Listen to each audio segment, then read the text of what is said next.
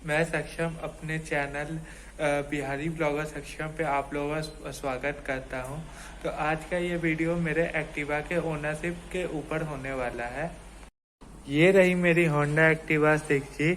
ये इसका standard model है और स्टैंडर्ड मॉडल में हेलोजन हेडलैम्प्स आते हैं और हेलोजन टेल लैम्प्स आते हैं, और जो डीलक्स मॉडल है उसमें एलईडी हेडलैम्प्स आते हैं और जो बैक लैंप है वो हेलोजन आते हैं।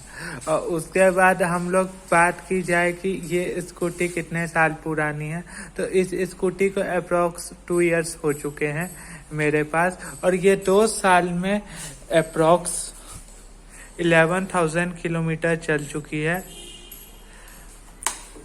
और मेरा अभी तक इसको लेकर के क्या एक्सपीरियंस है वो मैं आपको इस वीडियो में बताने वाला हूँ। तो जो इस स्कूटी में इंजन यूज़ किया जाता है वो 110 सीसी का single cylinder fan cooled 4 stroke FI engine use किया जाता है, जो कि अभी नया मतलब BS6 में आया है। और उसके बाद ये जो मैक्स पावर देता है ये 7.79 PS और ये 8000 RPM पर देता है। और ये मैक्स टॉर्क जो इंजन देता है ये देता है 8.84 न्यूटन मीटर का @5250 RPM पर ये देता है। और इसमें जो फ्रंट और रेयर ब्रेक है वो दोनों ड्रम ब्रेक दिए हुए हैं, और इसमें CBS दिया हुआ है, कंबाइंड ब्रेकिंग सिस्टम। और इसमें जो फ्यूल कैपेसिटी है वो 5.3 लीटर्स की है। अब बात की जाए कि मुझे इस स्कूटी में अभी तक क्या क्या प्रॉब्लम फेस हुए हैं, तो इसमें जो मुझे 5 प्रॉब्लम फेस हुए हैं वो सबसे पहला इसकी लोअर बिल्ड क्वालिटी है कि अगर ध्यान से देखा जाए तो यहाँ पर छोटा सा डेंट पड़ा हुआ है, ठीक है ना। और ये क्या रहता है कि हम लोग दूर जाते हैं तो दूर से ये डेंट बहुत ज़्यादा विजिबल रहता है। तो एक इसकी बॉडी से जो क्वालिटी है वो बहुत ज़्यादा पुअर है मेटल बॉडी होने के बावजूद। और सेकंड पॉइंट जो है ये इसका मेन स्टैंड का है, ठीक है ना। इसके मेन स्टैंड में अभी बहुत ज़्यादा प्रॉब्लम्स आ रही हैं और इसका मेन स्टैंड अभी टूट चुका है। थोड़ा सा बगल में हल्ला हो रहा है तो इसका आप लोग ध्यान मत दीजिएगा, मेन स्टैंड का है। उसके बाद जो इसका जो पार्ट डैमेज हुआ है वो पार्ट है सिर्फ 500 रुपीज़ का, पर लेकिन इसमें जो मुझे लेबर कॉस्टिंग लग रही है वो 3500 रुपीज़ की लग रही है, क्योंकि ये मेन चेचिस के अंदर का पार्ट टूट गया है और उसके लिए इंजन को उतार करके फिर लगाना पड़ेगा।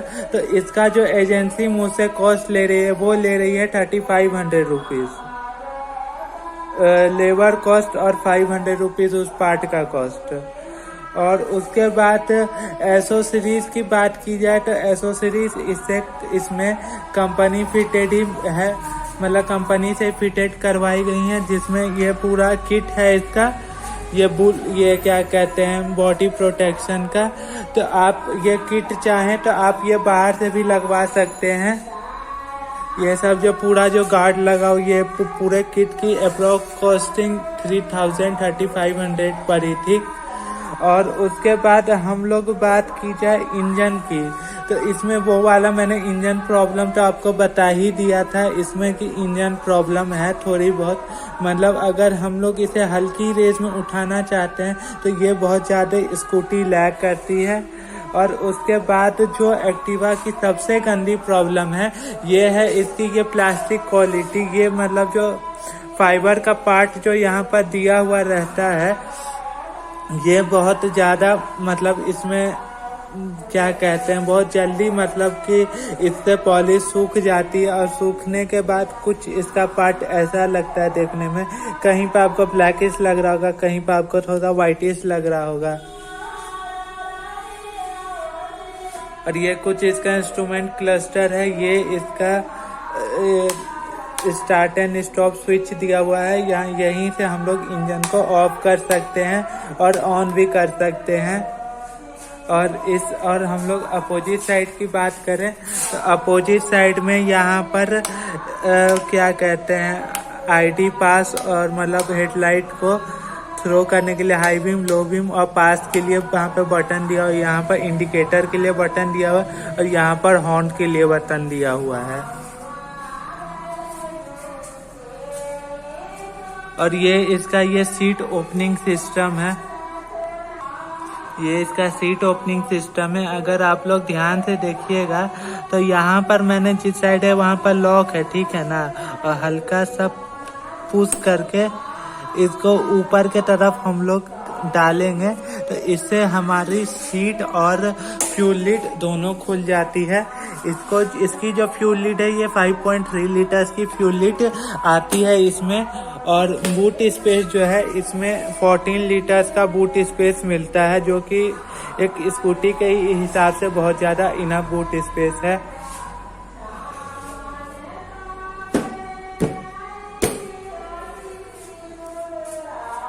उसके बाद जो मीटर में जो लाइट मिलती है ये ब्लू कलर की लाइट मिलती है और यहाँ पर इंजन की लाइट आ जाती है कि अगर इसके इंजन में कोई भी प्रॉब्लम होगा तो ये इंजन लाइट ब्लिंक करेगी।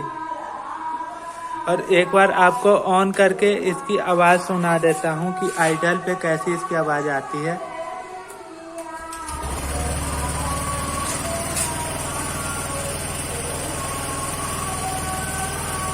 तो आइडियल पे इसकी कुछ इस टाइप की आवाज़ आती है और ये अब इसकी नॉर्मल आवाज़ हो गई है। अगर इसे रेस देंगे तो जिस हिसाब की आइडल पे आवाज़ आती है उसी हिसाब की आवाज़ इसकी क्या कहते हैं मतलब चलाने टाइम आएगी। ये हो गई। और उसके बाद हम लोग अब टायर साइज की बात की जाए तो टायर जो इसमें मिलता है ये मिलता है 90 12 का, मतलब 12 इंची का टायर मिलता है 54J में। और बैक में 10 इंची का टायर मिलता है। एक मिनट आपको दिखा देता हूँ, देखिए 90 100 10। तो मतलब आगे में 12 इंची का मिलता है और पीछे में 10 इंची का मिलता है टायर।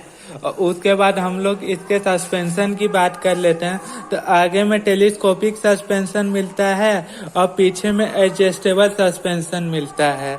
आपको वो एडजस्टमेंट भी मैं दिखा देता हूँ। अगर आप ध्यान से देखिए सॉकर यहाँ पर इसका थोड़ी सी प्रॉब्लम है मुझे, ठीक है ना। यहाँ पर जो आप छोटा सा जो एरिया देख रहे हैं ना यहाँ पर ये वाला, ये इसका एडजस्टमेंट दिया हुआ है। इसकी एक अलग से की आती है, उससे इसकी सॉकर को एडजस्ट किया जा सकता है। एक मिनट में आपको थोड़ा सा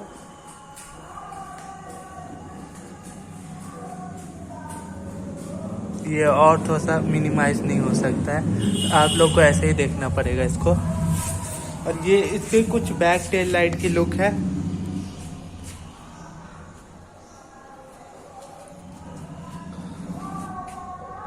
तो यही कुछ मेरा होंडा एक्टिवा BS6 मॉडल का ओनरशिप एक्सपीरियंस था। और इसमें जो मुझे मेजर खर्च आ रहा है वो मैंने आपके सामने में रख दिया है कि इसमें जो मुझे मेजर खर्च आ रहा है वो आ रहा है कि 500 का सामान का ये लोग 3500 रुपीज़ लेबर और 500 रुपीज़ क्या कहते हैं वो जो पार्ट इसका टूट गया है उसे चेंज करने का ले रहे हैं। और अदर भी जगह पता किया है तो अदर जगह पर पार्ट का तो मतलब सेम ही है कि 500 रुपीज़ है और सबके अलग अलग क्या कहते हैं इंजन को उतारने के चार्ज हैं। अभी तक मुझे 2 साल में यही एक प्रॉब्लम आई है इसमें। इसको छोड़ करके इस स्कूटी ने 1 रुपया भी नहीं मांगा है मुझसे।